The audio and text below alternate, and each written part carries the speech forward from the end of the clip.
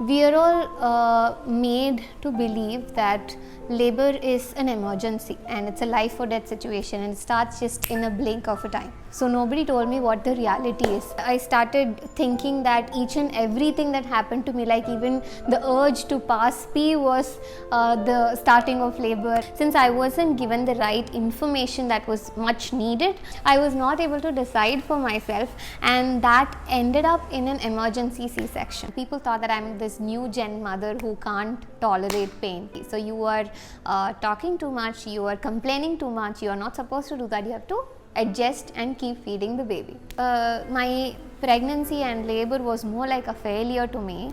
I thought I should compensate it with having a successful breastfeeding journey. But it cannot, happen just like that, more like a cakewalk for everybody. They were like, you have to make the baby latch, you have to change the positions, you have to do this, you have to bear the pain. Everything was on me. But I didn't have any of these problems when my child was not born. So only after she was born, only after she was breastfeeding, I got all these problems, and still people are only blaming me and nobody is even considering to check her.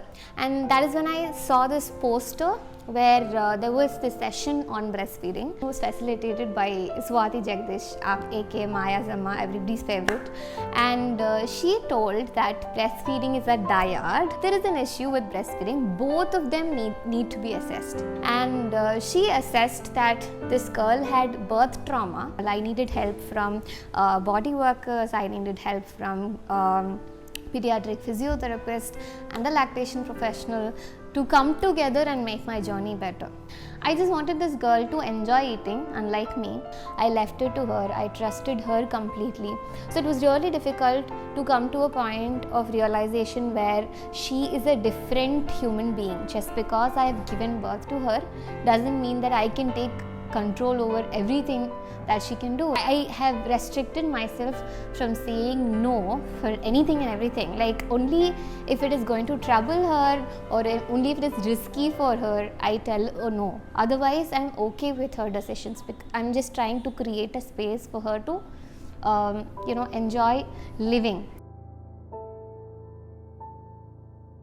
So it all started with a very unexpected pregnancy, and my pregnancy was just going with the flow, because there were so many elders at home that kept repeating that labor is nothing, there is no pain, there is no discomforts, why should you have to attend classes for that? I regret for that right now. Maybe had I attended some sessions, I would have ended up having a very beautiful birthing, and I'm not sure if I would have become a lactation professional now. So all my negative experiences made me choose this career. So because I didn't attend any sessions, I had zero knowledge on what labor is, how will it start. We are all made to believe that labor is an emergency. In movies like Indian movies, even English movies, we are made to believe that it is an emergency situation and it's a life or death situation, and it starts just in a blink of a time. So what happened was I started anticipating my child's arrival well before her due date. So it was only 36-37 weeks. And again, since people kept repeating that by 36 or 37 weeks you just have to keep walking here and there and all of a sudden the child will be born, labor is simple, it's not like how it is shown in the movies. So it was either that or this end. So nobody told me what the reality is. And I started, I started thinking that each and everything that happened to me, like even the urge to pass pee, was the starting of labor. I didn't know how to even identify that. So the doctors there, they didn't taunt me or they didn't make me feel uncomfortable at any point of time. Everything was done with my consent, but the only problem was, since I wasn't given the right information that was much needed, I was not able to decide for myself, and that ended up in an emergency C-section.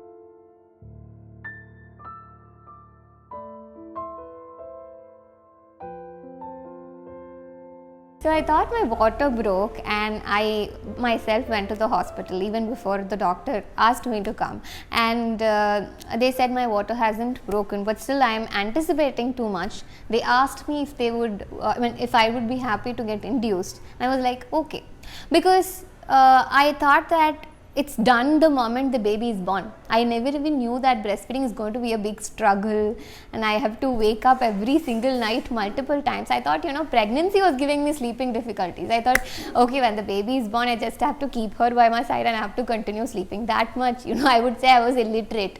So, right after she was born, they gave her to me for skin to skin. Even though I didn't have the knowledge, I didn't ask for them, but they gave me her, and I had a beautiful skin to skin for I think 20 minutes to half an hour, but not the complete 1 hour anyways. And then I also initiated breastfeeding within 30 to 35 minutes max.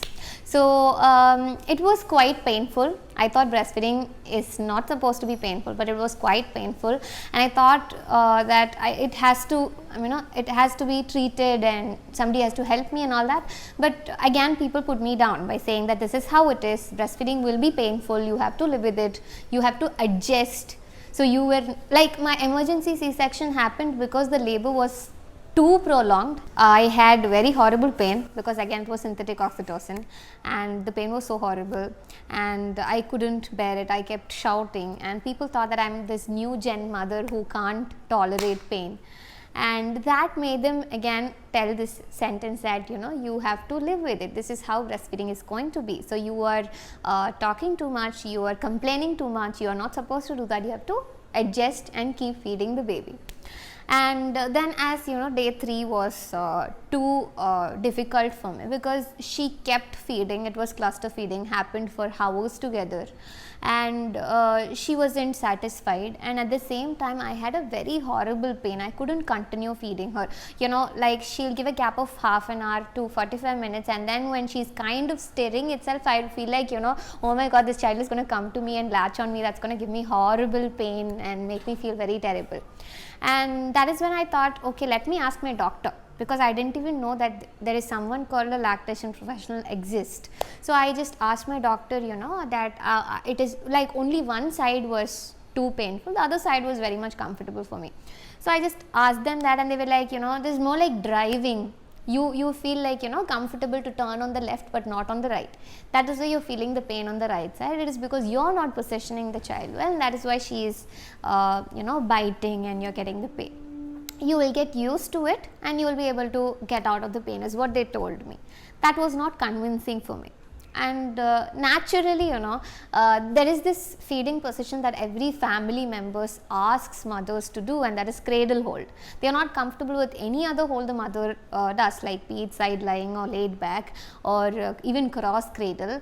They are not comfortable with anything. But I was instinctively following only cross cradle. And I was not comfortable with cradle. I tried latching her. I saw multiple videos on YouTube, because my pregnancy and labor was more like a failure to me. I thought I should compensate it with having a successful breastfeeding journey.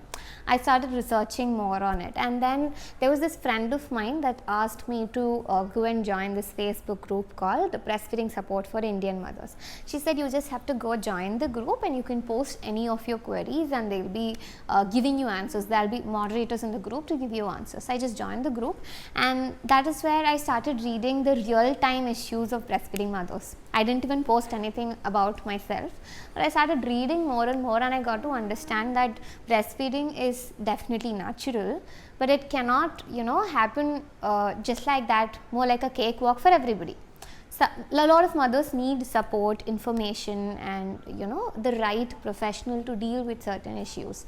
And that is where once finally I posted in the group that I have pain and I'm feeling uncomfortable. Is it going to get better? I'm trying my level best, because everybody tells you, even the professionals that I meet like pediatricians and gynecologists, they were like, you have to make the baby latch, you have to change the positions, you have to do this, you have to bear the pain. Everything was on me, but I didn't have any of these problems when my child was not born. So only after she was born, only after she was breastfeeding, I got all these problems, and still people are only blaming me and nobody is even considering to check her if there is anything wrong with her. Nothing happened.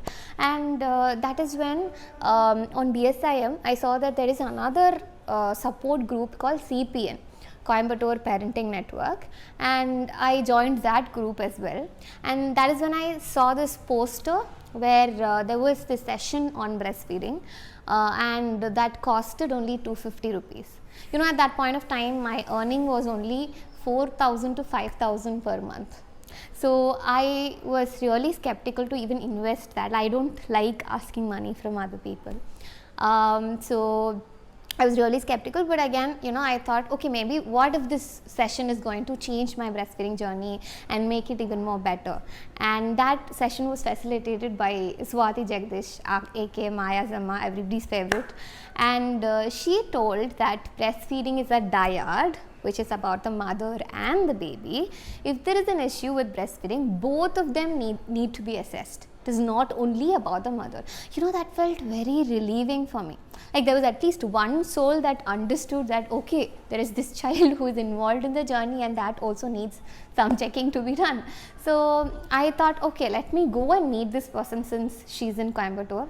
Let me talk to her, pour everything out to her. Maybe she's going to be very empathetic, and she was a darling.